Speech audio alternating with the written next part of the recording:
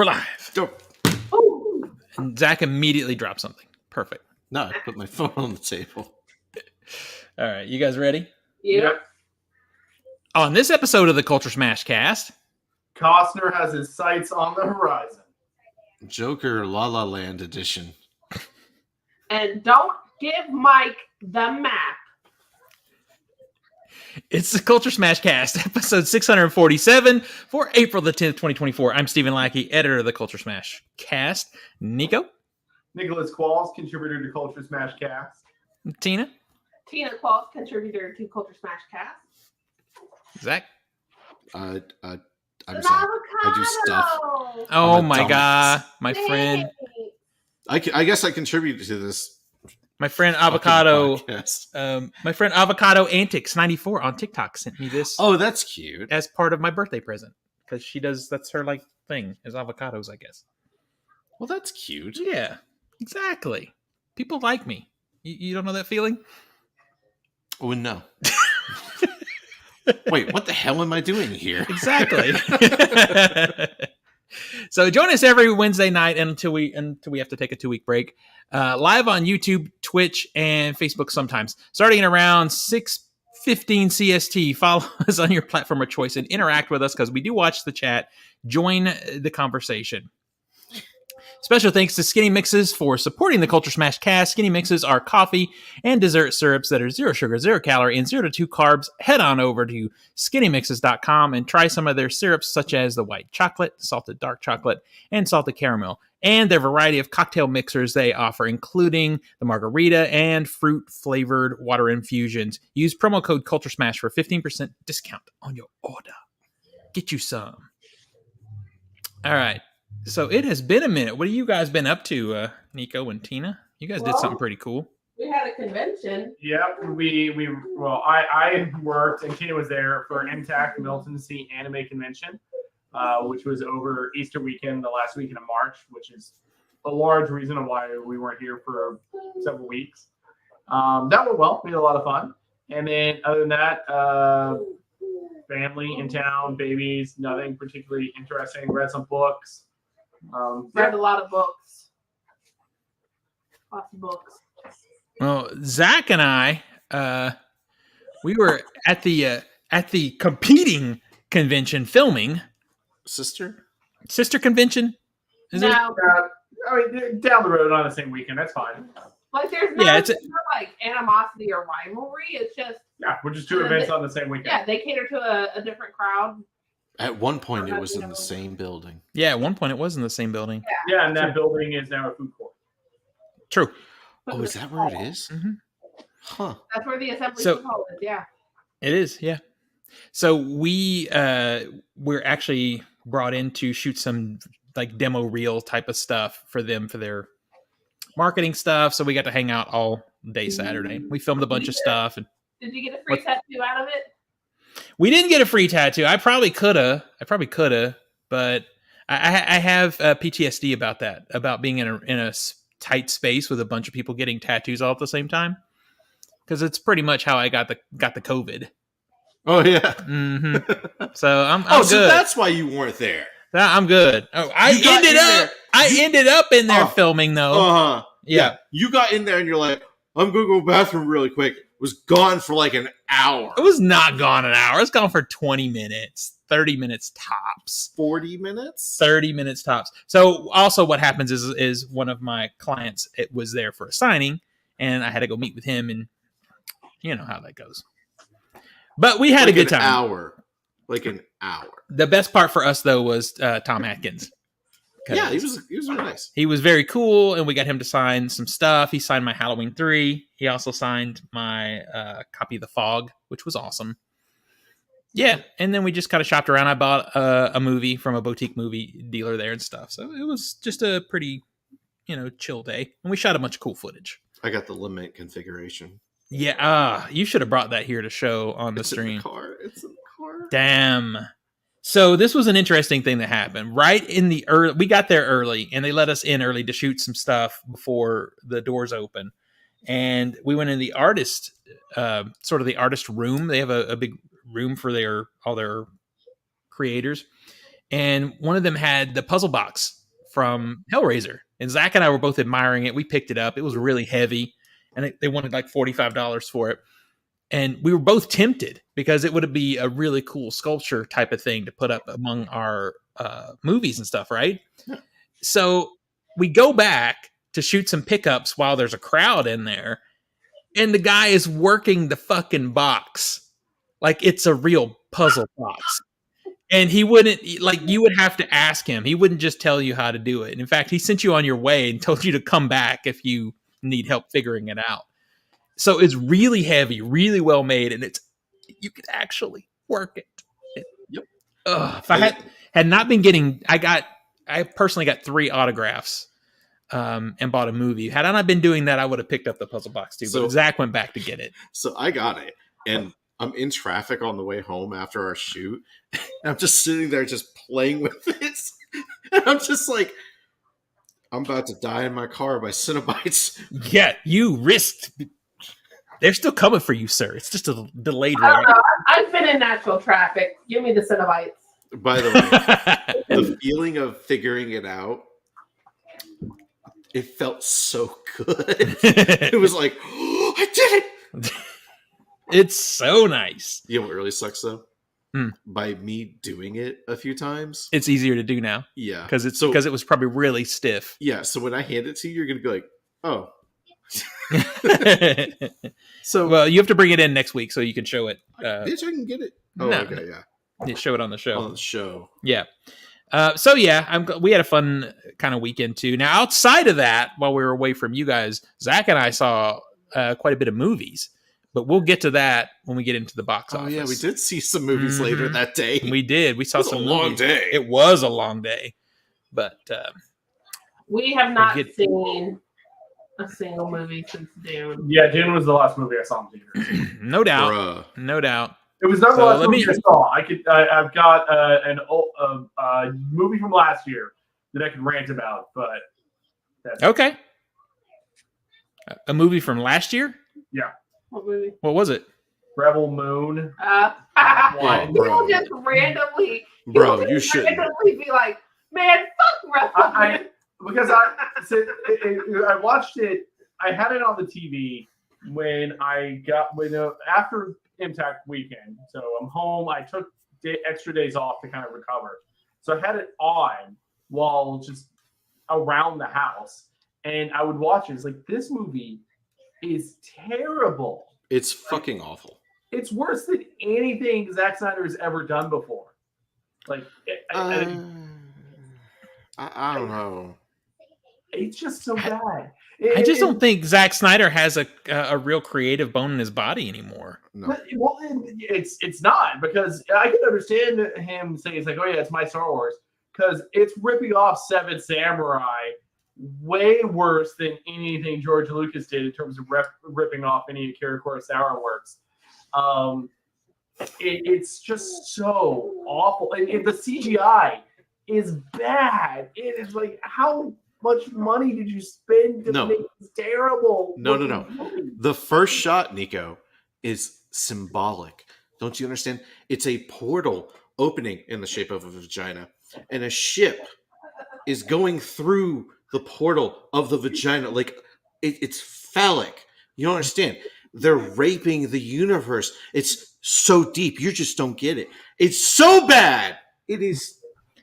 I feel like Zack Snyder had a moment. He had a moment with a pretty fun Dawn of the Dead remake, right? An actual remake that can stand alongside. Is fun, but misses the point of the original movie completely. But it's still fun. And then he had Watchmen, which I think is pretty good. It's pretty epic. I like it. And then 300, which is okay. It hasn't aged well to me. It had a good first screening. Yeah, 300 also was definitely of its era, and it worked really well of its era. If you were like of the age group I was, of that like young college boys watching this movie, it's like, okay, I'm hyped. I'm hyped on 300. Mm-hmm. And then you're right, it does not age well, but it worked for the time it came out, and that's fine. Mm-hmm. And yeah, he's fine. Some people like his DC work. I don't. I'm it's just. But yeah, this Shit. movie is terrible. I can't I don't. There's nothing in it that I can defend. I was going in. It's like I'm sure it's going to be stupid sci-fi adventure. I'm fine with stupid sci-fi adventure. Mm-hmm. I have fun with stupid sci-fi adventure, but it was too stupid for me. Mm-hmm. I was gonna watch, but I was holding out till we get the complete R-rated one movie situation that's supposed to be coming. But the more people I hear watch it and hate it, it's like, I just don't know if I want to. It should have been R-rated because it shows so many shots where there should have been blood splatter, but there just isn't anywhere. And it's like, okay, there should have been some gore here, even if just because of the way it's shot. It's like you're seeing gun impact and blade impact, but nothing is coming out. And it's like, okay, that just looks weird. I did make it past basically the bandits. Okay, sorry. The space Nazis come down and we're like, hi, we're evil. And we're also space Nazis and we're going to be evil. Like the color grading was so bad. It was like uncolor graded raw footage. But that was on purpose. No, fuck off. It's not.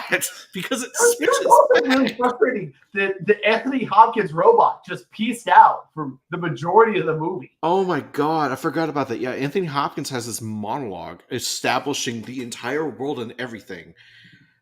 While the movie is happening, there's so much monologue that the movie just starts, by the way.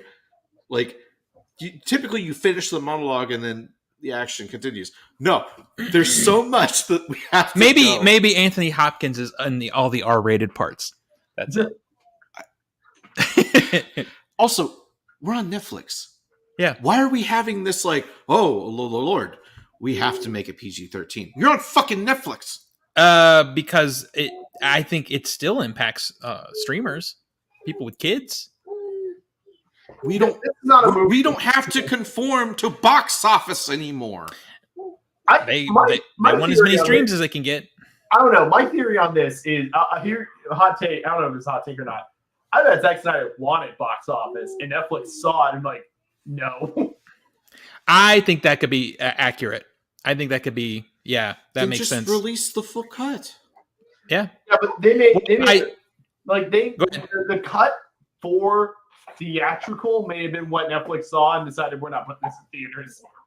We're just going to put this out. Also, I'm tired of that argument. I'm so tired of just wait for Snyder's director's cut. It's going to fix everything. He's not the only one. He's not the only one. It happens with Ridley Scott about 50% of the time, too. 50-50. Yeah. But I'm still waiting on that Napoleon. Which it sounds like we're not going to get. It sounds like it's not happening. Yeah. Now the other side I saw an interview with Zack Snyder on TikTok of all places, and he said that he had the conversation with Netflix and he wanted to do it rated R, and their response was, okay, but you have to give us a PG cut also. What the fuck? Yeah. That's the way he said it. Now, what I think is interesting is they broke it into two parts.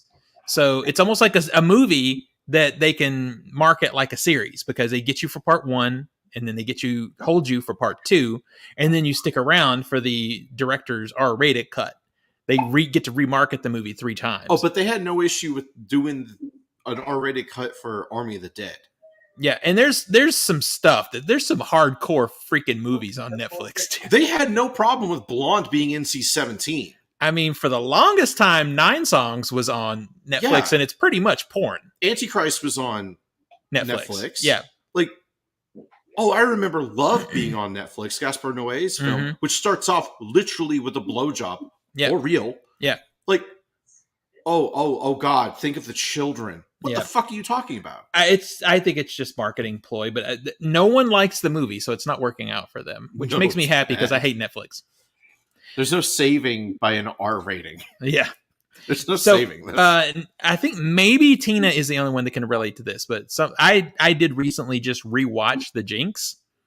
If you are interested in true crime, or if you're a filmmaker who's filmed documentaries, The Jinx has one of the most epic fucking endings of any true crime miniseries from the perspective of a filmmaker. Something happens in the last episode, last scene of that movie, that series. It's like, oh shit. Well, I rewatched it because there's a sequel coming out later this month. They've got because the story continues. It's the story of Robert Durst, who basically killed somebody and cut them up into pieces.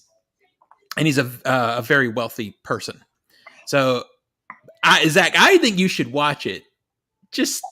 But you have to watch the whole thing What's for it that. called? It's called The Jinx. It's 6 episodes. It's on Max. It's on HBO Max. Okay, it's on Max. Okay. Yeah, but if you watch the whole thing, that last scene is like, oh my god, because there's some stuff that's related to that last scene that happens in other episodes. It's like from a inside baseball, but from a filmmaking perspective, it's like there's moments where like you and I have had on a smaller scale, and we just look at each other and go like, what just happened?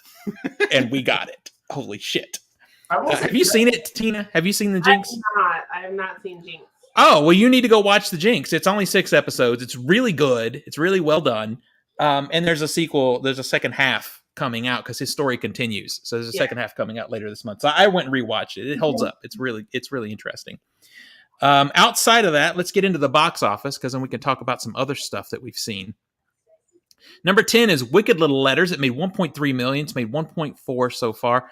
I don't know what this is. Wicked Little Letters. I saw it pop up in my Regal. It's some like English. Yeah, it's like a foreign film or something. Oh, it's English. Yeah, well, I mean, if it's from the UK, it's still a foreign film. It doesn't have to be a different language. So, would you say that 1917 is a foreign film? No, because it was made here. No, it's English. But it was made and financed here. Okay, would you say Skyfall is a foreign film? I could see the argument, but no, because it's made and financed here. But part of it is not made and financed here. So you got to look close. Well, you can make that argument too. Like, how much of Star Wars: The New Hope was filmed in stateside? Would you consider The Hobbit or Lord of the Rings? Yeah, Do you Right? consider them a foreign film? What's that? The Lord of the Rings movies? Yeah. Shit, almost. I mean, they're I would all have New to. Zealand. I would have to look back at where the money is, because I know the It's distribution happened here. It's but- New Line. Well, then it's a domestic film. Yeah. If the money starts and ends in the United States, it's a domestic film. If the money starts and example, let's say New Line didn't finance the making of the movies, but just picked them up for distribution, that's a foreign film. Okay. But if they paid for it, then all the money's coming and going through this country. So that's a domestic film. Well, anyway, this is Olivia Colman, so I guess it's. I like Olivia Colman. She's great. Ever since The Favorite, she is awesome. Yeah. And then she did. Let's be real. Ever since Hot Fuzz. Well, true. Yeah. I believe the premise is basically a small town community. Someone releases letters that's basically gossiping and telling people secrets and of what people think about everyone. So it's like a less violent Needful Things. All right. Yeah. So it made a 1.3 million. Number 9 is Immaculate. It made 1.39, just barely edging out this one. It's made 14 million so far, and that is a damn shame because Immaculate is a solid little religious horror movie. I saw it, and I will say this movie went harder than I thought it was going to go. I'm a sucker for the Nun movies anyway, so I had to see it. But I'm forgetting the girl's name, the main actress. Is it Sydney Sweeney? Yeah. Sydney Sweeney. Yeah. I was really interested in this movie because she tried to do this movie years ago. And it was originally set in like a private school, but she aged out of the character because it's taken so long to get the movie made. So they moved it from the school to a convent where she's a nun now, which for me made it better. And she came on as a producer to get it made. And a lot of the situation with her doing Madam Web was her building her relationship with Sony. Literally, she came out and said it. I only did it to build my relationship with Sony and try to get more clout. And I guess that may have been what helped her get this movie finally made. It is kind of typical in some places, like the jump scary kind of thing, but it's got good atmosphere. And damn, it goes for it at the end. It goes for it. I had a good time with it. I recommend it. And it is a sign of our times that this movie and another one have very similar story elements. Number 8 is Arthur the King. That one made 1.5 million. It's made 22 million so far. That's the Mark Wahlberg feel-good movie about the dog thing. Number 7 is Someone Like You. It debuted at 2.9 million. I don't know this movie either. It's interesting because we're having such a gap in bigger movies that we're having opportunities for these smaller ones to come out wide. I mean, shit, they're re-releasing like the Dark Knight trilogy. They're re-releasing the Raimi Spider-Man movies, and I'd like to go see them. Alien, yeah. Hey, we're getting the 25th anniversary of Phantom Menace. Yeah. Why is it always Phantom Menace that gets re-released? I know. Why do we have to do this? Why? Would you rather it be Attack of the Clones? There's supposed to be a 25th anniversary of The Mummy. Oh yeah, that's happening too. Mm-hmm. When it comes to Star Wars, it's either Phantom Menace, mm-hmm. and then last year we got Return of the Jedi, mm-hmm. but no other films in that series. It sucks, but I do love repertory, so I'm happy to see some stuff get reissued in the theater. It's just fun. I mean, I'm all for it. I mean, sure. Yeah. Number 6 is Doom Part 2. It's made 7.4 million. It's made 265 million so far. Doom Part 3 coming soon. Doom Part 2, 3.5 out of 5. Yeah. Number 5 is Kung Fu Panda 4. It made 7.7 million. It's made 165 million so far. I liked it. I had fun with it. I thought it was cute. Number 4 is The First Omen. It made 8.3 million for its opening weekend, and that's a damn shame because this movie goes for it too. This movie was originally rated NC-17, and when you see it, you can see where it was. Really? You can see where they had to trim it back a little bit. Really? Yeah, there's 3 scenes in particular that are, man, they go for it. Even the trim back versions. One scene though, I wish I could talk about it because I think it's supposed to be disturbing, but I busted out laughing when I saw it. I laughed so hard. Well, it is disturbing for people who aren't you. Yeah. So this one's slightly better, I think, than Immaculate. The First Omen. Oh my god! I'm sorry. The First Omen was very nearly given an NC-17, largely for spoiler. But after resubmitting the film to the MPA 4 times, with the scene still included with every resubmission, the MPAA eventually relented when it was cut down from its original 13 seconds to its final form, giving it an R. Yeah, and you could feel where it's probably could have been a little bit longer. Well, it was a 13-second shot. Yeah. Cut down to, I don't know how long it is, but... Yeah, it's still long enough. It's long enough, but you could feel like it may have been a little bit more, slightly more lavish had they. But yeah, there's 2 or 3 really good scenes in this movie, but I like this a lot. So if you like the original Omen, which I do, it's a slow burn, atmospheric kind of thing. It's 1970s. Then you will like this one too. Because this one really works hard to try to catch the tone of the original Omen. And it is a prequel. It is tied directly into that first film. And it's done in a satisfying way. You know, when you see a prequel, a lot of times it kind of ruins the possibilities for that movie.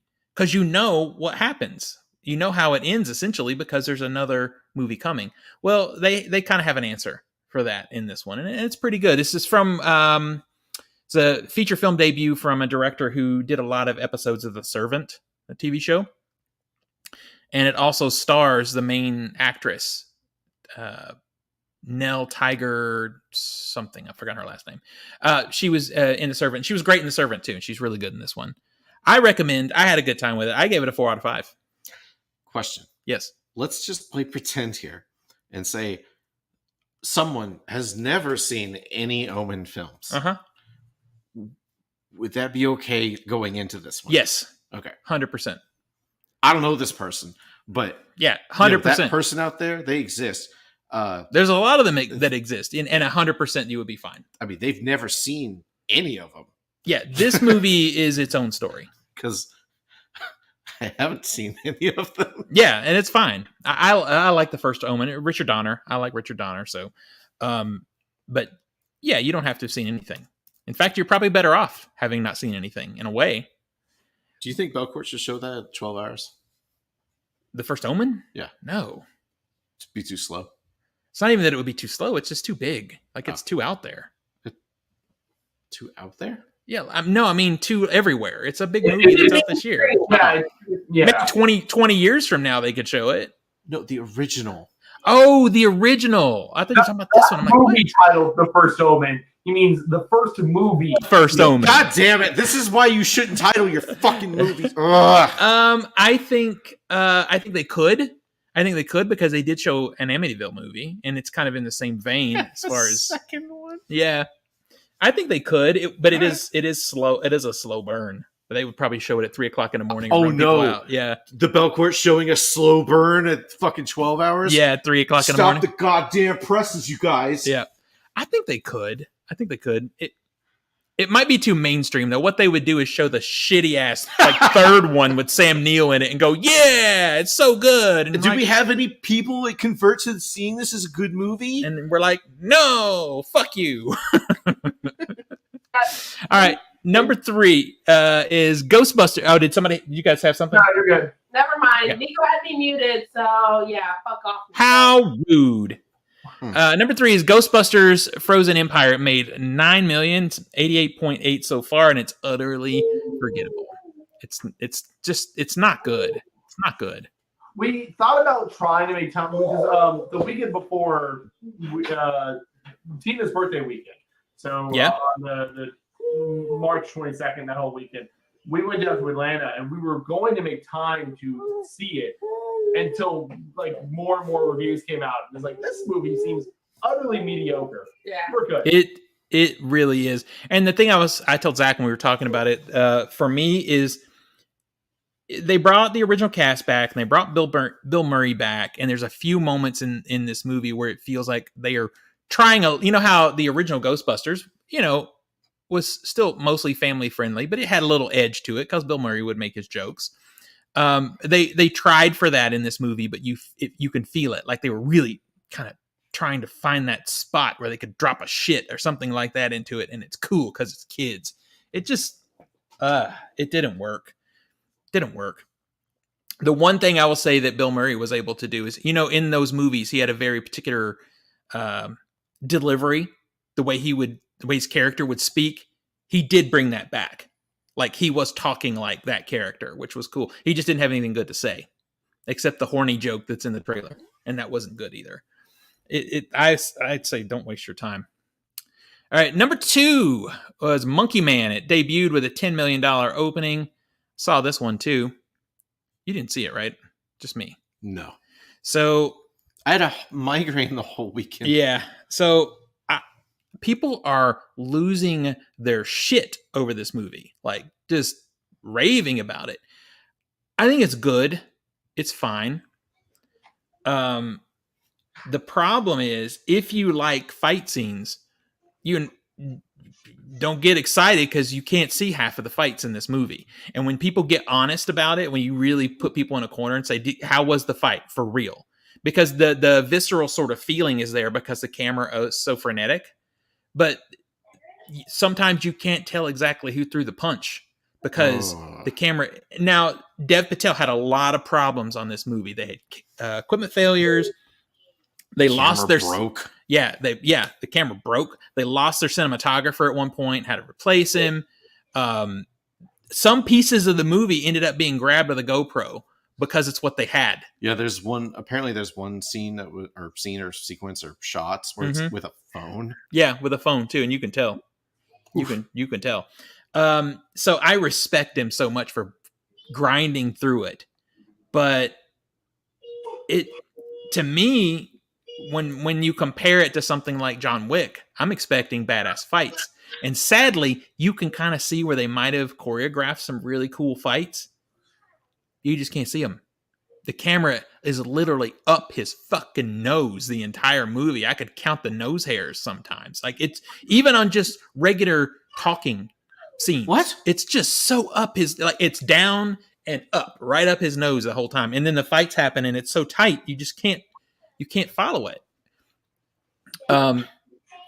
It kind of annoyed me too, because maybe it was a situation with the budget, but like some of the locations looked cool. Like he's in an alley behind a restaurant, and whatever, and it has a vibe, but it never gets past the two walls. Like it's really tight.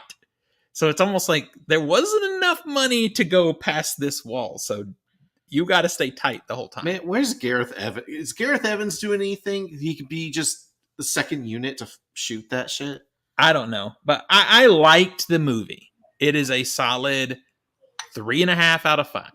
I wonder if this is more of like just a level and the quality of the movie itself, more of a resume builder for Dev Patel doing this kind of work, doing it in more action-y kind of role. Would be really neat. It could be, and he sold it. Yeah. And I will say about this exactly what I said about Black Panther. Part of what is getting so much attention is the movie feels fresh because of the representation that's happening in the movie. Because it does have a very strong cultural infusion, and the revenge formula that's happening is based on stuff that a lot of people don't know.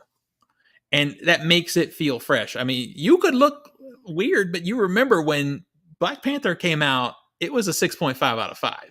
No, it was a 6 out of 10.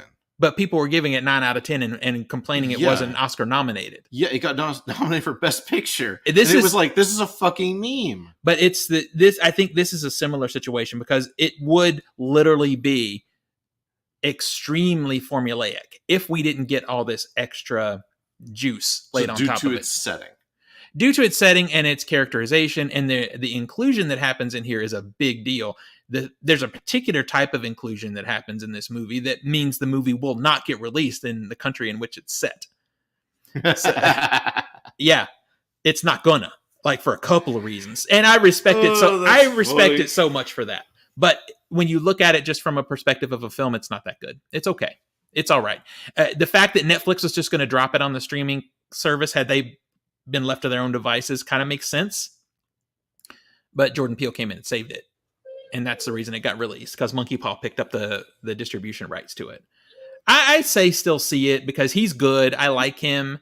And I do like the story arc, the story bits that I'm talking about, because it does make the formula feel fresh. But the fight scenes, man, don't go for that. Don't go for that. Oof. It's not there. It ain't there, baby. What about the fight scenes in our #1 movie? The fight scenes in the #1 movie. I saw this son of a bitch too. Godzilla x Kong, The New Empire. It made $31.2 million, 134 so far. If you saw my letterbox, I gave it a 1.5 out of 5. It has. So we're far from -1 over here. This son of a bitch has it's two giant monsters, very badly drawn to begin with. The CGI is dog shit. But we have the Infinity Gauntlet. We have an underwater world, or an underground world that Pause? Yeah. Go back? Yeah. Infinity Gauntlet? I mean, essentially, Kong gets his hand hurt, so they build a giant gauntlet for him so he can be a badass. Jim's aspect. He just gets a gauntlet. It's more like the Hulk Buster. It's gold colored too. That's fucking stupid. That's fucking stupid. Godzilla gets a glove, baby. And then it's set mostly in an underground world where the King Kong and the other monsters live, that has vegetation and trees and everything, but it's underground. But there's sun, but it's underground. And then there's a character with psychic abilities so it makes the humans have value, because there's a psychic character that can do shit. So this thing. Go ahead.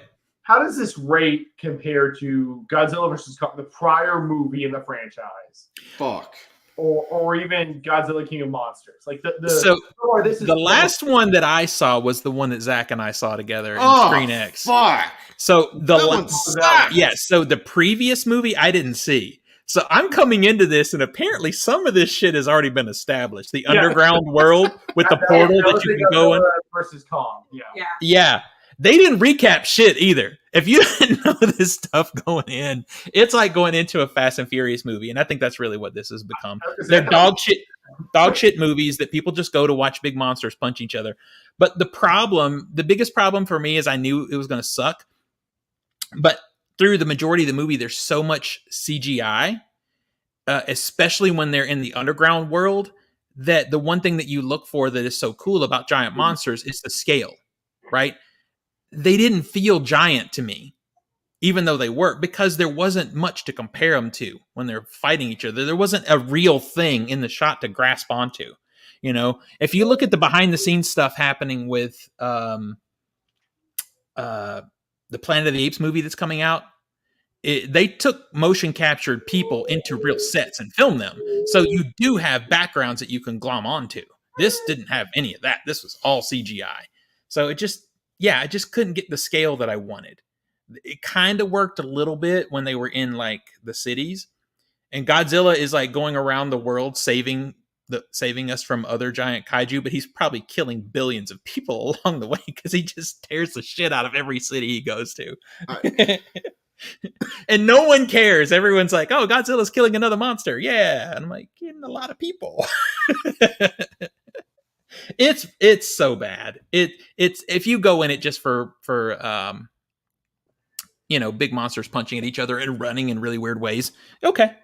I can't believe you're talking about Oscar-winning Godzilla franchise like this. So I was on a live stream last night and with a guy who's a very hardcore campy Godzilla, and he asked me what I thought, and I told him all of this stuff.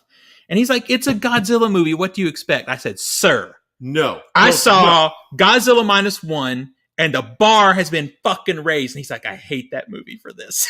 He's like, people are going to come to Godzilla expecting stories now. Godzilla expecting a good movie now. Yeah, exactly. He's like, Godzilla doesn't have good movies. We have fun movies. And he's kind of true. It's true. Other than Godzilla -1. Bro. Yeah. Exactly. I'm like feeling my blood pressure just rise. His argument back to me is keep calm. He's like, I'm about to lose my shit. He's like, Godzilla -1 was not a Godzilla movie. I'm like, it was. He's like, fuck it was you. He's like, it's not a Godzilla movie. He said it was a period drama with a natural disaster happening in the background. Look, isn't that what Godzilla is though? That was his point. It's just a natural disaster. Yeah, well, the original Godzilla wasn't a period drama. Godzilla doesn't usually take place in the past that way. So yeah, that is the one aspect I will agree with. Exactly. It's bad. It's really bad. I do want to ask about something else before we get into the stories. It's we've got a couple things to talk about. Like, don't you want something better? Like, yeah, exactly. So opening this weekend, Civil War is at 88%, and I am hype, baby.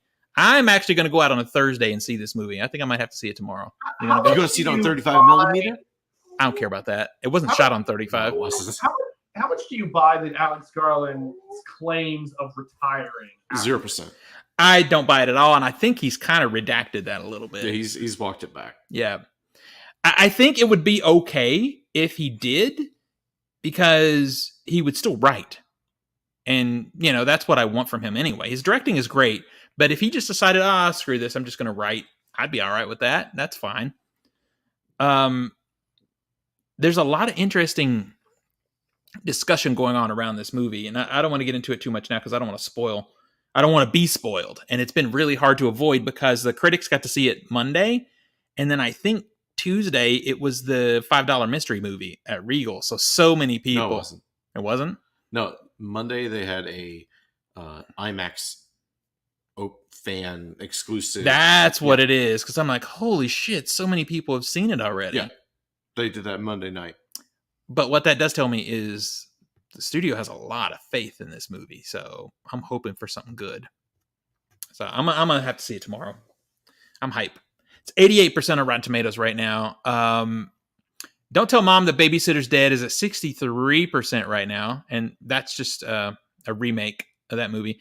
And then Arcadian is opening wide. It's at 92%. That's the Nicolas Cage sci-fi monster movie thing. Oh, it looks like dog shit. It does, and I was surprised to see it at 92%, but there's something like 40 reviews. Yeah. So I'll probably see it. What? Yeah. All right. So we have a couple things to talk about, but do we have a film ball update? Yes, we do. Tina? All right. All right. All right. So for the regular game, in fifth place is Nico with $129.3 million. That's why I walked away. Is Nathan with 154.9 million. In third place is me with 182.6 million. In second place is Steven with 231.5 million. And then in first place is Zach with 311 million. Now keep in mind, gonna let him Zach, you only have the first omen. After that, you're done. You know what? Hang on. Let me get more update. Who else? Steven, you're done. I know. I'm dead. Nathan just has unsung hero, so I'm just gonna call this out right now. He's fucking done. Yeah, he's done. I think he has like 1 week left. Yes, he has 1 week left of the American Society of Magical Negroes. Isn't that pulled now? So Mhm. yeah. Nico still has 3 full weeks left of Godzilla vs. Kong, which despite it being apparent garbage, it still made 103 million opening weekend. So yeah, it's making bank. And then he also has Civil War. So Oof. and then Use whatever film passes. Don't pay for this piece of shit. It's not. Look, I saw the film. It was garbage. Nico could make a comeback because this movie's going to be big. Nico could make a comeback. I don't know if he'll beat Zach or if I'll beat Zach, but because I still have 2 weeks left of Ghostbusters. No. But I also have Raymond's big movie, which I don't know if that's been pushed back because I can't find it anywhere on Yeah. Yeah. I suspect it's bumped. Yeah. But if Nico doesn't come out and win it, then it's going to be Zach again. Fucking 2 games in a row. Son of a bitch. Yes. Bullshit. At least for me, I did win the Oscar game on the TikTok side. Damn it. Yep. Hold up. Speaking of TikTok Top side, Gun Maverick. in sixth place is Jason with 59 million. In fifth place is Steven with 81 million. In fourth place is Chris with 145.2 million. In third place is Dustin with 185.3 million. Andrew is in second place with 231.2 million. And then Leo is in first place with 272.1 million. Keep in mind, Leo had a negative 20 detriment to him because he had $20 left over. Yep. So Dustin, again, only has Raymond big movie, so he's out. Yep. Steven, you have unsung hero, so you're out pretty much. Yeah, pretty much. Yep. Chris has 3 more weeks of Godzilla vs. Kong, or Godzilla and Kong. And then Jason has the first Omen and Civil War, which I don't see him making $200 million with that. Yeah. So, yeah, and Leo still has the last 2 of Ghostbusters Frozen Empire. So, damn it. Yeah. That one, I'm gonna call that one right now. Leo's won the TikTok game. Yeah, unless Civil War does something really crazy, which I think is going to make money. But comes out and like opening weekend is like 200 million. No. I mean, it could be game changing if it does like 130 or something like that. But I just don't see it making Marvel money. I think it'll make money. It's going to make good money for A24. Is what's going to happen. Yeah, for A24. It's going to be beautiful for A24, but in the grand scheme of things, yeah, it sounds like these games are pretty much set, which is kind of cool because we need to schedule pretty soon when we're going to play the next game. Which, if we could play the week of May 6th, I'm going to be in Florida that week with Nathan. I will be in the middle of transporting stuff to Atlanta that week. So what you're telling me is we have to play right before that. Yeah. All right, so we might play the weekend before that or something. We'll figure it out when it gets a little closer. But yeah, time is creeping up for the summer game. The summer game is going to be interesting because the movies are different this summer. It is a different summer than we've had. There's not as many Gigantor type of movies. There's some, but we'll Zach, see. have you decided what movie you want to be a wild card? Oh shit. Well, I haven't made the list yet. Yeah, but yeah, once we you'll know the movie's coming out, so it'll be your choice. And Nathan worked it to his advantage. That's for sure. Only time he's ever won. Especially what advantage? Well, he worked it into his game. So, all right. So, real quick, I did want to ask if anybody else is watching X-Men '97. No. Yes. What do you think of it? I really like it. I'm trying to figure out why our camera isn't working. But What do you mean your camera's? Oh, shit! I just made you full screen and you're frozen. What the hell? Are we frozen on your end? Because it's just black on mine. Yeah, you're frozen here. Yeah. Why don't you dip and come back in real quick? I'm just switching camera and seeing if that'll work. Well, now Nico's chest is frozen. It's hot. Better? Yeah. Oh, there you are. Hello. Okay. No, I love it. I have not seen this week's episode yet, but I've seen all the other ones previously, and it's a lot of fun. It's really capturing that feel of the 90s X-Men cartoon, and it's doing a lot of the breakneck compression of storylines. There was an episode like 2 or 3 episodes ago, which is basically all of X-Men Inferno in one episode. Like, holy crap. Yeah. I'm the same. Like, I was ready to dip out on Disney Plus, but I wanted to see what this looked like, and it is really good. Because the X-Men, that era of X-Men animated series was ahead of its time, right? The X-Men animated series and the Spider-Man series were both really good. And I suspect if this one continues doing as well as it's doing, we might get Spider-Man also. I mean, why wouldn't we? It would be really cool. I don't know where the animated rights are for that compared to like the Sony Marvel split. That would be the one hiccup I would think of. Mm-hmm. But so far, I'm with you. It's been really fun and good and very much like a lot of times when they say, "Oh, we're going to pick up where something left off," it really doesn't do that. But this one does. The animation is cool, has that same kind of style to it. I'm here for it. It's been really good.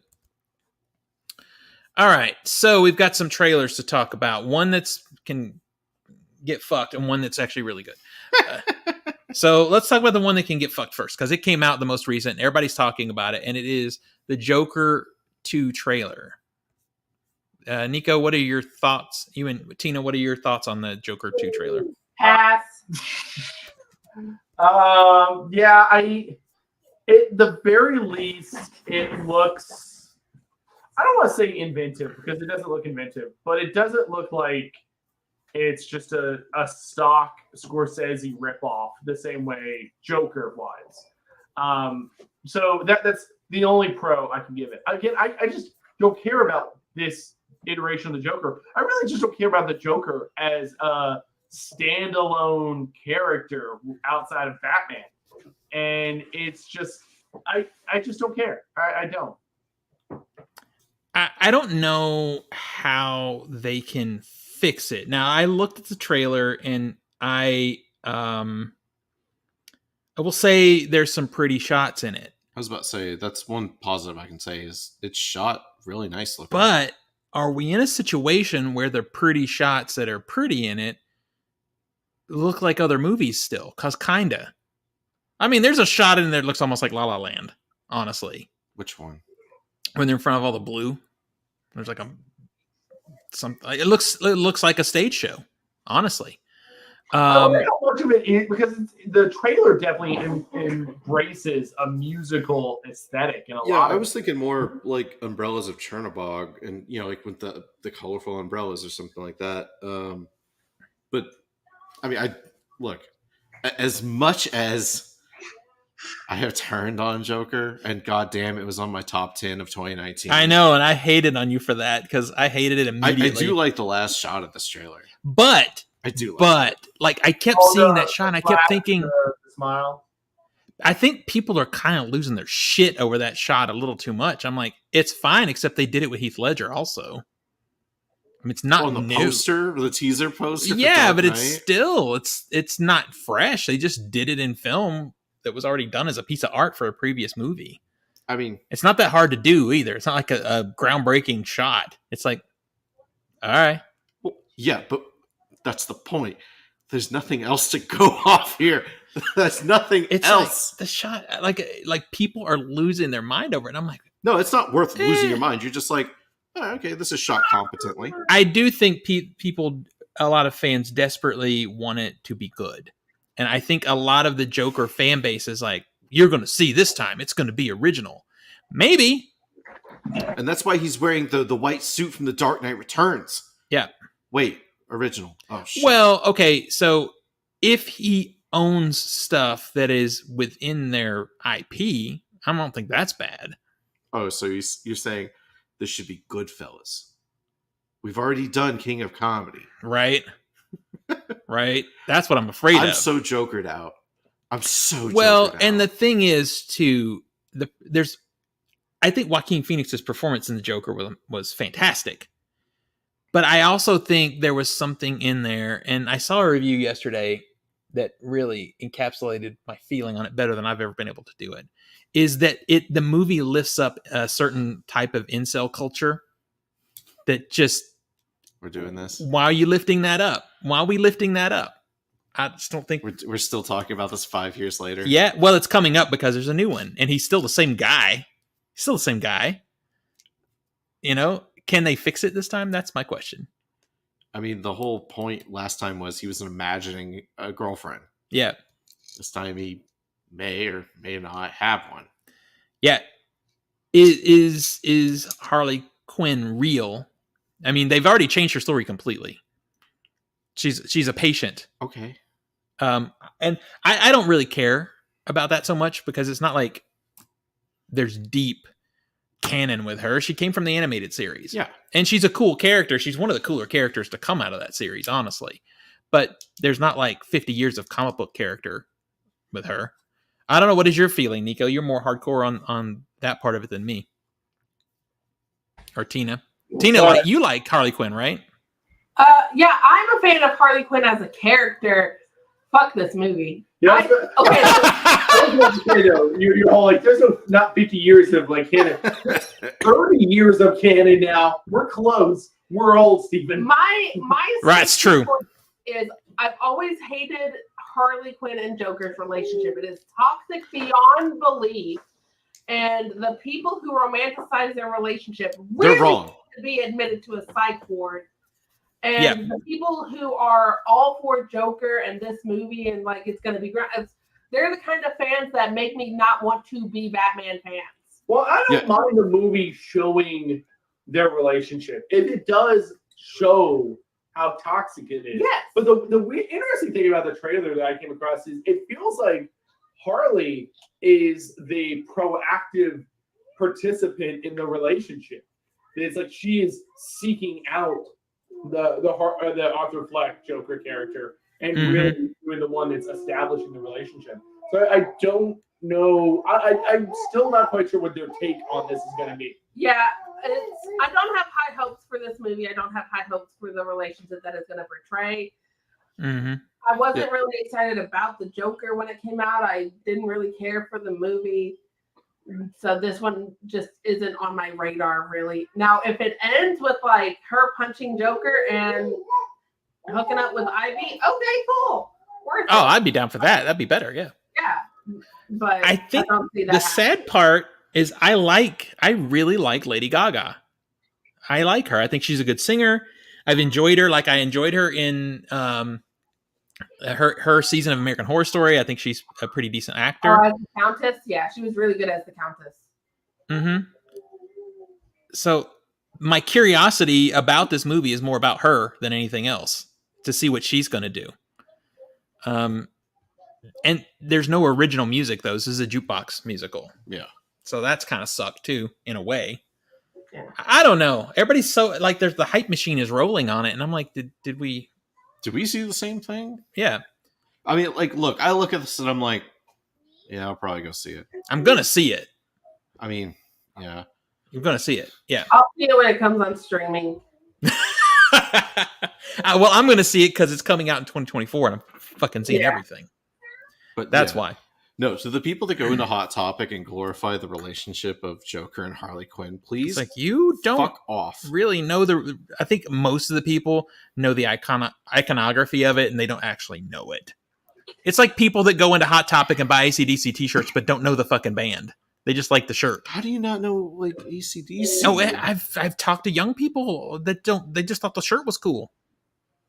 Yeah, and retro. Yeah, oh, it happens all the time. And I think there are people that just like the art, and don't know the story. Oh, and there's people who look at Joker and Harley as on the surface. Oh, they're chaotic. They don't give a fuck. They only see each other. Yeah. But it's not their relationship at all. It's an abusive. It's abusive. It's toxic. He has absolutely no investment in her. And one of my favorite arcs when Harley got her own comic was her coming to terms with how abusive and toxic it was. And there was a point where she literally went into his cell at Arkham on a mission and beat him the fuck up and said, don't ever talk to me again. Don't touch me again. Don't think about me again. Peace out. And then her and Ivy had a sleepover.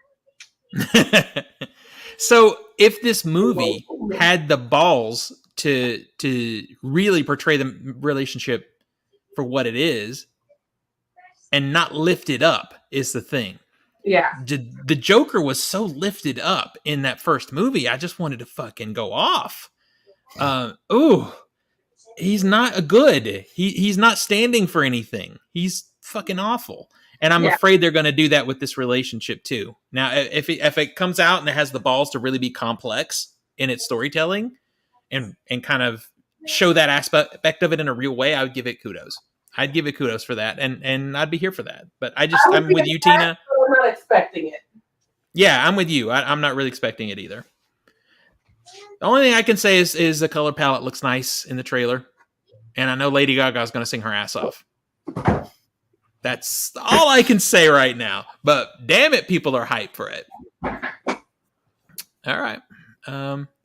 So now for the good one, we finally got a MaXXXine trailer. What did you guys think of that? I'll be honest, I actually haven't watched it. What? Well, I could. It's been crazy, okay? Well, hang on. Let's just watch it. Let's do it. I'm going to pull it up right now. And we can watch it and talk about it together. How about that? Because I'm down to watch it again. It'll give me a little refresher. My brother absolutely fucking loved the trailer. Like, he's a huge Mia Goth fan, so no surprise. Yeah, as are most intelligent people. Because Mia Goth is awesome. All right, I have it pulled up here. Let me share. Oh, wait, let me fix the volume real quick because I'm going to end up doing that. And share the screen for you. This is thrilling audio right here. I'm going to have to cut this. It's fine. All right, here we go. So, MaXXXine, your agent tells us you're quite a popular name in adult film and entertainment. Is that correct? I'm curious, did you always want to be in that line of work? I always wanted to be famous.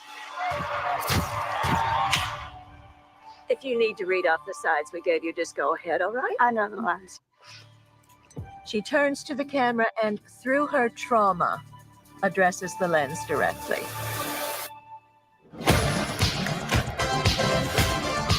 Name 5 celebrities who got their start in horror movies. Jamie Lee Curtis, John Travolta, Demi Moore, Brooke Shields, and Kevin Bacon. MaXXXine fucking Manx. I don't like walking out here with that fucking Night Stalker guy in the loose. The Night Stalker. Night Stalker. Night Stalker is terrorizing Los Angeles. I can handle myself. close to every bad girl in Hollywood. MaXXXine, I'm the kind of detective I had to find you.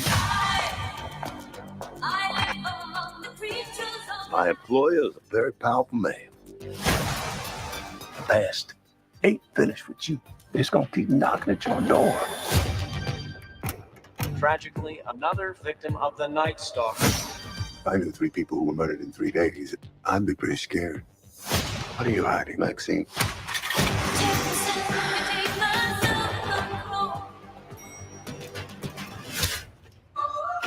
If I tell you something, we've got confidentiality.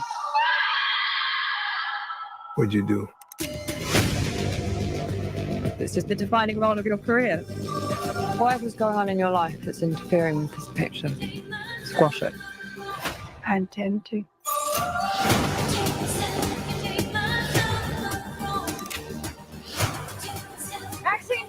MaXXXine. MaXXXine. You're a fucking movie star.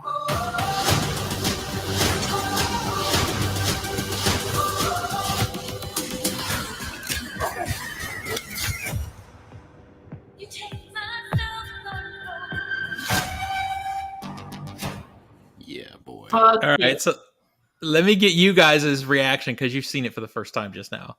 What do you guys think? I'm excited.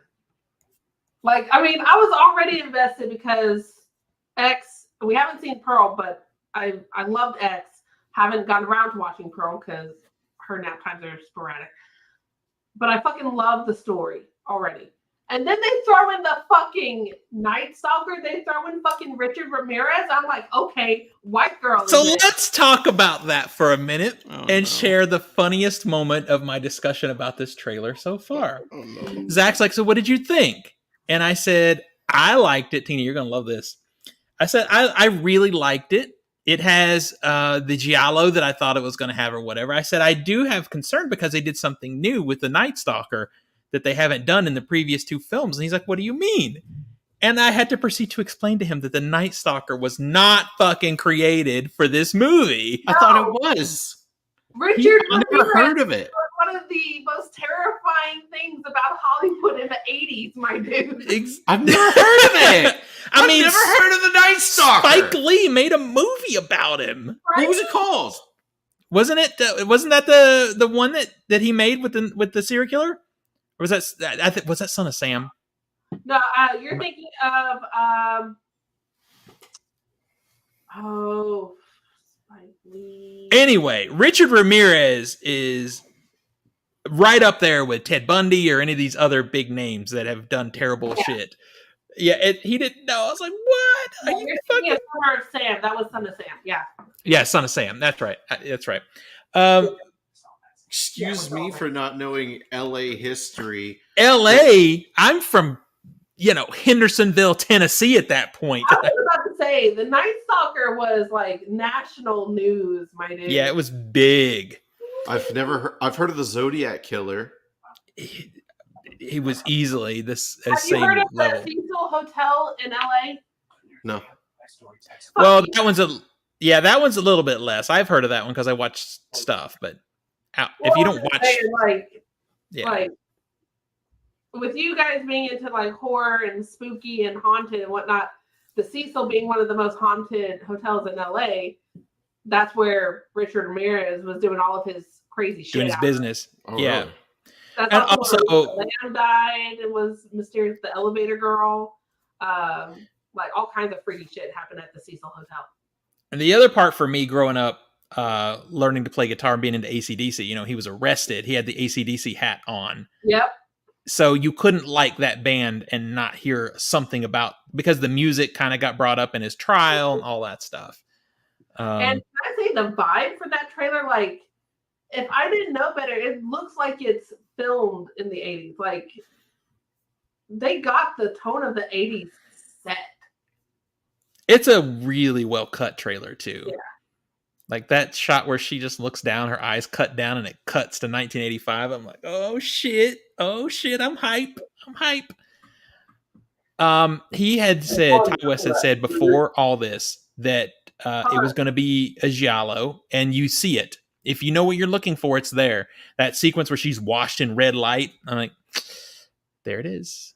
There it is. I want to touch on Tina's comment about the 80s because I remembered a movie that I saw that I haven't talked about yet. Love Lies Bleeding also feels very 80s. Like, it feels as basically like dirty as the 80s feel like it should be on film. Wait a minute. Sidebar. You saw Love Lies Bleeding? Yeah. Oh, shit. Yeah, he actually got to go see a movie.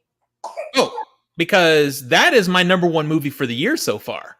That is literally a 4.5 out of 5. I loved that movie. Like, I profess my love to that movie right now. It's so damn good. So good. It was really good. I enjoyed it. It's really well done, and it just feels like 80s. Like not like it cleaned up Stranger Things, but it's like all the like cigarette ash and everywhere of the 80s. Yep. And it's Rose Glass. She has done 2 bangers now, so I'm here for whatever she wants to do next. It's so good. But okay, because Tina hasn't seen it, so I don't want to go into it too much. Yeah, I haven't seen it. The sequence of Mia Goth when she has that makeup across her eyes like that just feels so right for the 80s. Hell yeah, it does. I'm hype. And then you posted the rating information. Has everything I was hoping. Well, that got announced today, and it was the only kind of notable thing on the thing to where it's like seems like everything we expected it to be. Everything it better be. Strong sexuality, graphic violence, graphic nudity. Strong I would be disappointed if it didn't have that stuff. Yeah. Drug use, everything. Well, it just confirms like, all right, we're good. Now, I did hear Ty West say one thing that bothers me. Oh no. It kind of bothers me. I wish I hadn't heard him say it. I wish. Do you want to hear it? Yeah, sure. When he was asked about this movie and the fact that he had done this trilogy, he said, he said, I'm really happy with this trilogy, but I could be convinced to do a 4th one. So hearing that does make me have some certain preconceived notions about how this movie is going to end. Yeah. I would love to see this thing. I would love to see her go down in a blaze of glory, Devil's Reject style. But if he's open to a 4th one, that obviously does not happen in this movie. I heard that today and I'm like, did you really? Did you really have to say that? Motherfucker, the movie ain't out for like 4 months. When is it coming out? Or, excuse me, 3. It's summer, right? July, 4th weekend. It was already my most anticipated movie of the year. But now, after seeing the trailer, it is... Nothing else is close to this movie. Like, what Deadpool, Wolverine, whatever. I want to see it, but it doesn't come close to my hype for MaXXXine. And Mia Goth looks so good in it. I mean, we've been waiting for this since the end of Pearl. Yeah, like the little things, like when she's like, I know the lines. I'm like, she's just so mean right under the surface. It's like right there. And, whatever's holding back this movie, take care of it. And she's like, I intend to. I'm like, oh, I want to see what you're going to do. I want to see it. And then that shot of her fist gripping the keys. Every woman in America can identify with gripping your keys like that. Every single woman has walked to her car at night with those Wolverine claw keys. And I can't wait to see how the Night Stalker ties into this. That's I mean, they got the leather black gloves. It's like, take me home, baby. I'm so hype. I'm so hyped. This movie can't fail. It can't fail. Watch. Like, if we can if this movie can stick the landing, I mean, this is probably one of the best horror trilogies in decades. Cinematic history. Like, when you start talking about horror trilogies, if this movie is as good as Pearl, at least, because I think X is better than Pearl. Yeah. But Pearl's still good. Still really good. If it can be at least on that quality, there's very few horror trilogies that you're maintain joining like Evil Dead. Yeah. And that would be the go-to for me. Well, speaking of horror trilogy. Another horror trilogy that... The transition has been made. Continue. Fuck.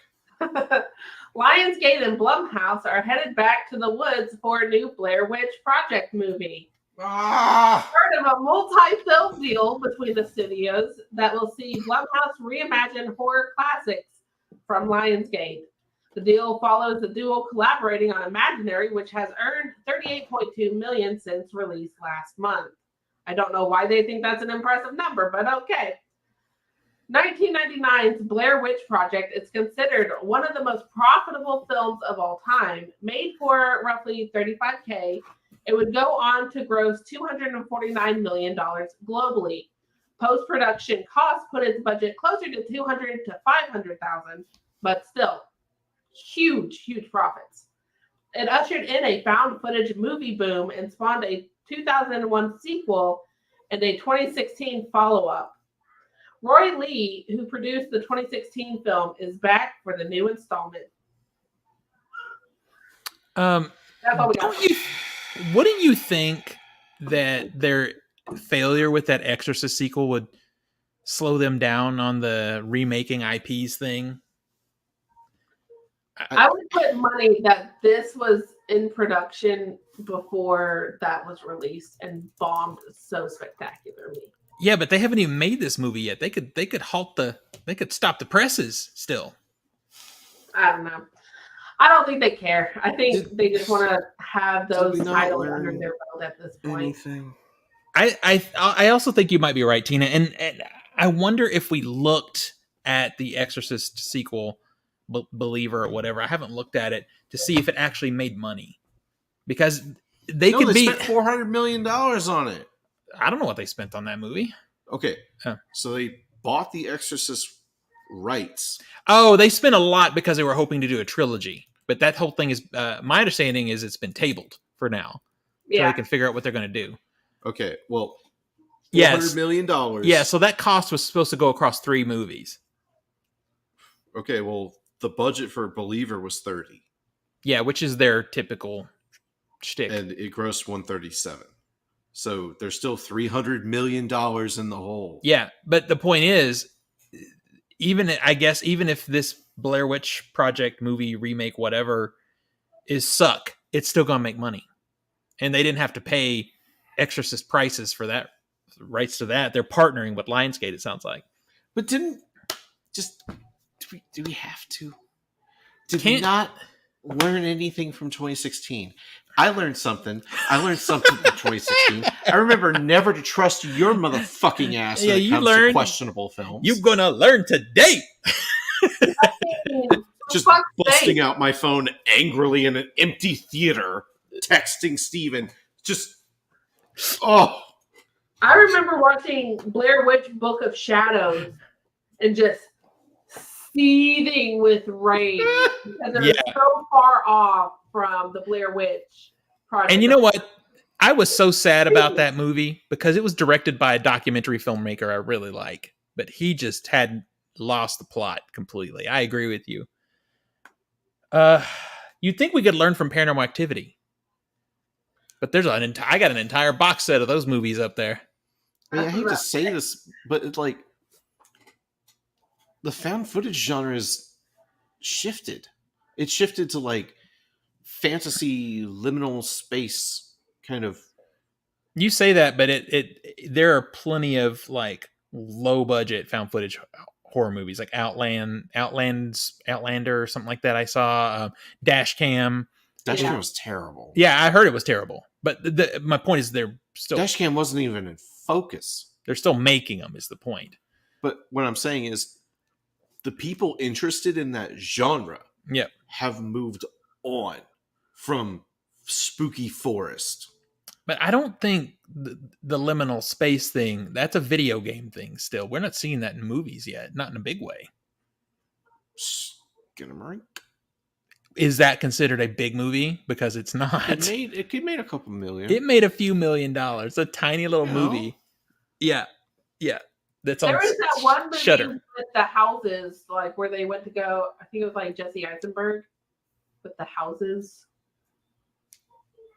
I don't know. Oh yeah, that was a Hulu thing.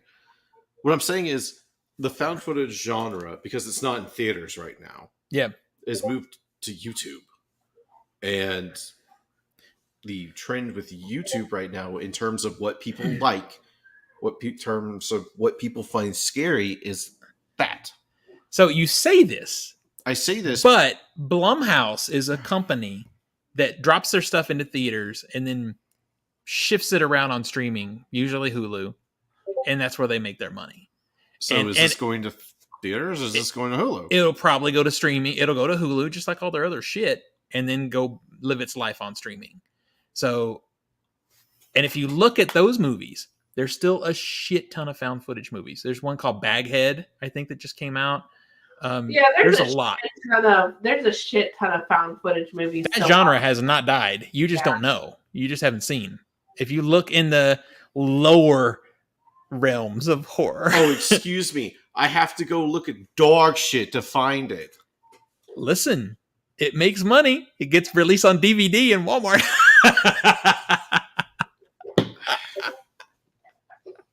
Am I hearing things? I hear somebody's phone chirping. Yeah, Nico has it through his computer, so okay, cool. Oh yeah, because I'm like, that's fine. Yeah, is it Discord? What the fuck is happening? All right, so Nico's not here right now anyway. We're gonna skip his story because we've been on here for over an hour. Let's just go to Zach's story because yours is super quick. It's just some shifting. Speaking of shit, yeah, Lionsgate has shifted release dates for high-profile films such as The Crow. High profile. Yeah. And Saw 11, which, hey, I like Saw 10. Saw 10 was decent. The Crow is now set to release on August 23rd. Maybe they'll unfuck that trailer that was released. I don't think they can. It's shit. Yep. And then Saw 11 is moving to next year. My birthday. Holy shit. Perfect. September 26th, 2025. I know what we're doing for your birthday. Hell yeah. If it's as good as Saw X. I'm down. Yeah. I mean, to be honest with you, Saw used to release every year, so it's kind of weird that they're taking a year in between. But hey, what are you gonna do? Alexandre Aja's new psychological film "Never Let Go" is going to take the place on September 27th, 2024. Well, I'm into what he's doing. Let's see. Could be good. Could suck. I mean, hopefully. And a Christmas movie called The Best Christmas Pageant Ever is November 8th, moving up. That sounds like shit. Yeah. All right. I mean, that's kind of the news. Yeah, that's what it is. So what's happening right now, and the reason we're seeing stuff like this is CinemaCon is going on this week. My dream is to go to CinemaCon. CinemaCon is a big sort of convention trade show event for. Can you tell if movies. I go there? Can I tell Victor Saslov to go fuck himself? I mean, sure. If you don't want to stay, if you want to just go there, do that and leave. Yes. Oh, okay. You could probably do that. But yeah, so there's a lot of small announcements like these are happening. This is the reason we got the MaXXXine trailer. This is why we got the Joker trailer this week, is because CinemaCon is happening. So I expect next week's show will have even more interesting things to talk about because all this stuff is getting released this week. Yo, that trailer for The Crow is... The trailer for The Crow is real bad. I don't think we actually got to talk about it. No, we haven't. On the show. But again, I've seen a lot of people get excited, and I'm like... I don't see that. Have you seen... I have not seen people getting excited for The Crow. I've seen people getting pissed about The Crow.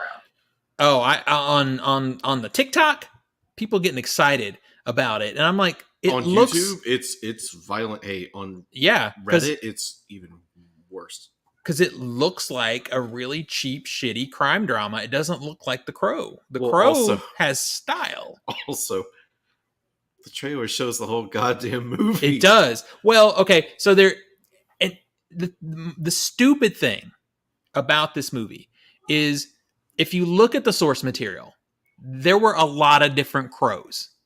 We even had sequels to the original film that was a different person. There's no reason to remake the original to begin with. No. They could just make a new crow, a different character. And it can be basically the same formula because it always is. It's a revenge story, and it's fine. And I don't even have the biggest issue with them.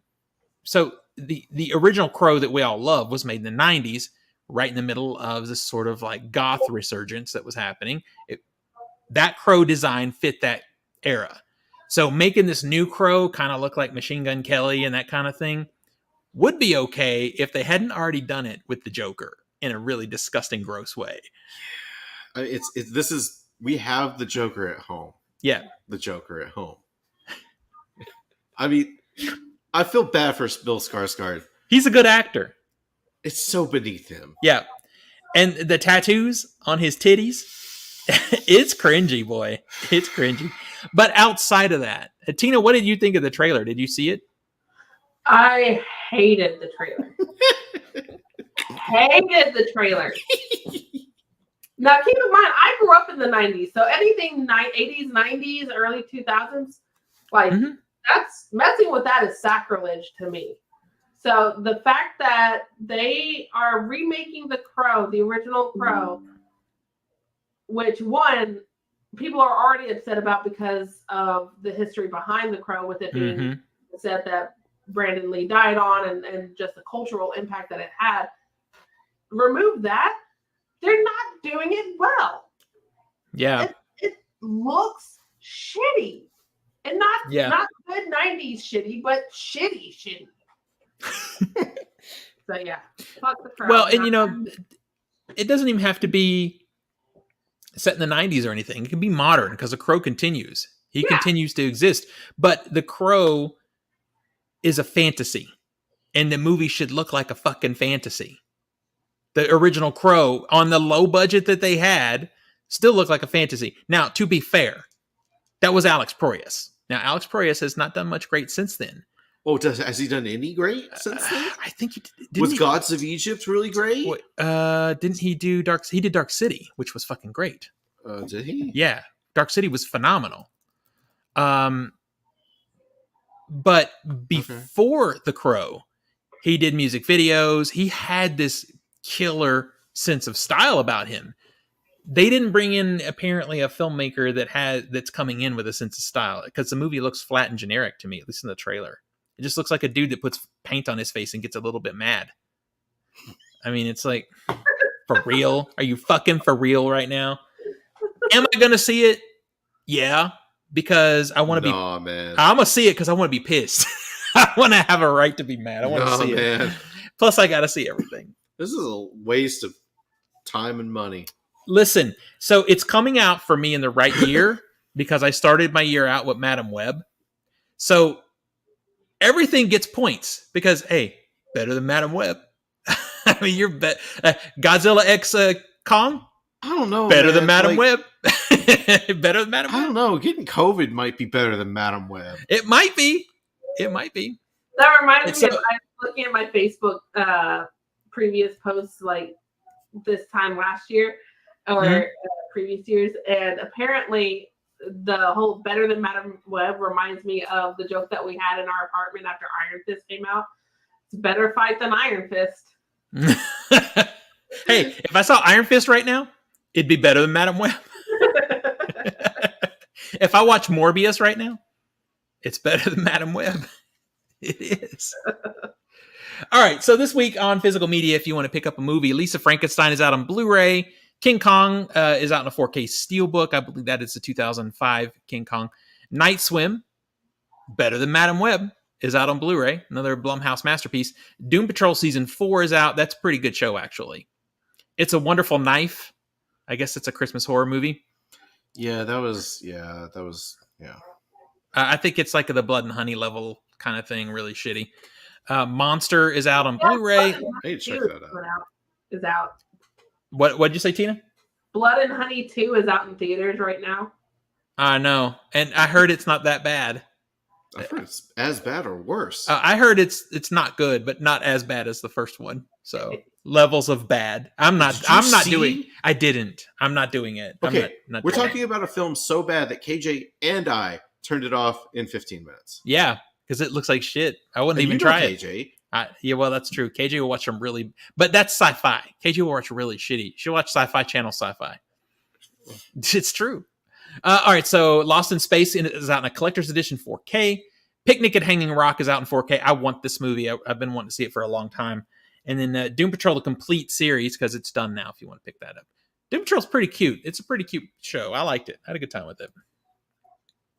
All right, let's wrap this up. I'm starving. My stomach's growling so loud I can barely hear you guys talk. Tina, where do we find you on the internet? My dear. Find me on most major social medias under Cheddar Popper, CHEDRPOPPR. Don't look for anything in the next month or two because we are busy packing and getting ready to move. You could post TikToks about that. I'm just saying. You got me one follower from that live that I joined, and you're like, "Go follow her." I got one. Heck yeah. One at a time. I got to get you to 400 so I can get you on the live stream. Damn it. All right. What about Nico? You can find him, again, most major social media, Nico Screen. He also has, NicholasQualls.com? NicholasQualls.com. Everything. You can find all of his socials there. That was funny as hell. Yes. Zach? You can find me on Instagram. I'm Master of the Matrix 91. You can also find me on Steam and Discord. I'm a Dangerous Mute Lunatic. And you can find me on Letterboxd. Master Z91. Why do we both sound congested? You sound congested too. I do? A little bit. That's scary. All right, so find me at OTS. Exactly. OTS Movies on TikTok is the best spot. OTS Movies on Letterboxd. Also, you can follow me on my Pushing 150 journey. Try to see 150 movies this year in theater. I failed last year, so I got to do it this year.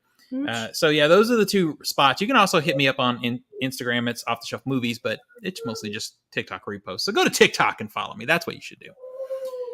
Anyway, it's good to be back. I missed you guys for the last 2 weeks, so we'll be doing Film Ball soon and a lot more stuff. So we'll see everybody next week. Bye, everybody.